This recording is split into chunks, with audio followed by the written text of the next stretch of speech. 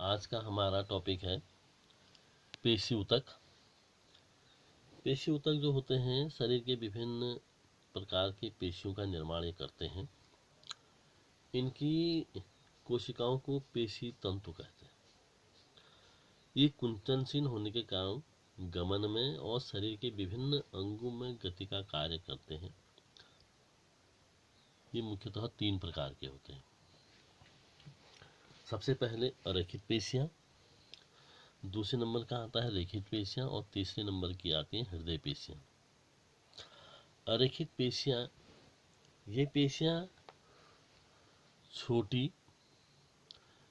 बीच के भाग में मोटी, देख रहे हैं आप, ये छोटी हैं और बीच का भाग इनका मोटा है और किनारे इनके कहें नुकीले हैं। ये सर किनारे जो इनके नुकीले हैं, इनके मध्य में एक केंद्रक पाया जाता है और केंद्रक के जो पास का कोशिका द्रव्य है वो तरल होता है और जो शेष कोशिका द्रव्य बना रहता है वो लंबी महीन धारियों के रूप में परिवर्तित हो जाता है।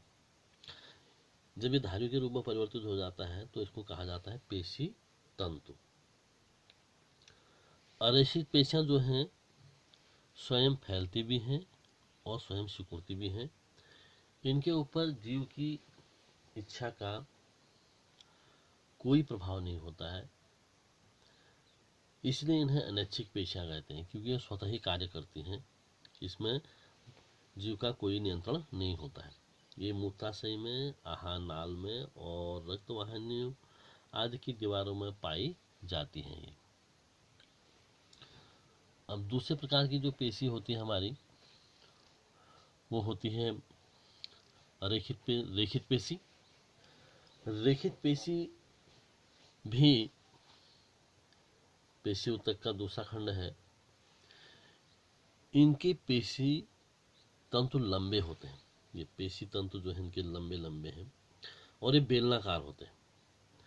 प्रत्येक तंतु के चारों ओर है एक पेशी चोल होता है। महीन पतली झिल्ली ये होती है।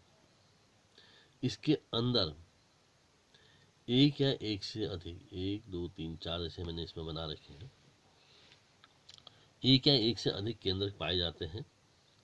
केंद्र तरल कोशिका द्रव्य द्वारा घिरे हुए रहते हैं,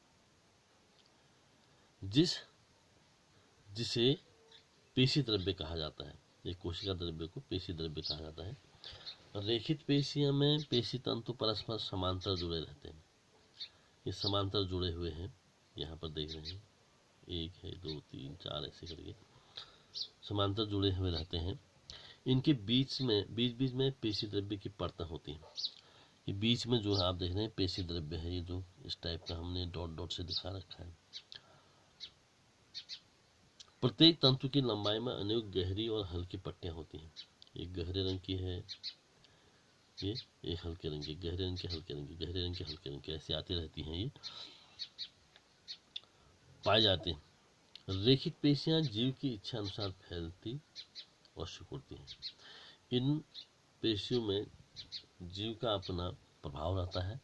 जीव अपनी इच्छा अनुसार इसको फैला भी सकता है और अपनी इच्छा अनुसार इसको सिकुड़ भी सकता है, इसलिए इन्हें ऐच्छिक पेशियां कहा जाता है। ये पेशियां अग्रपादों में, पश्चपादों में और शरीर के जो समस्त हिलने डुलने वाले अंग होते हैं या भाग होते हैं उनमें ये पाए जाते हैं।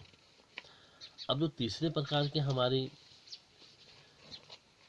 पेशी तंत्र का उदाहरण है वह है हृदय पेशियां। ये हृदय की दीवारों में, क्योंकि हृदय से संबंधित है तो हृदय की दीवारों में ये पाए जाते हैं, जैसे कि नाम से ही विदित होता है। इन पेशियों में रेखित और अरेखित दोनों प्रकार के गुण पाए जाते हैं। जो हृदय पेशियां होती हैं, इन पेशियों में अरेखित के भी, अरेखित पेशियों के दोनों के गुण पाए जाते हैं। लेकिन जब दोनों के गुण इनमें पाए जाते हैं तो स्वभाव इनका कैसा होगा?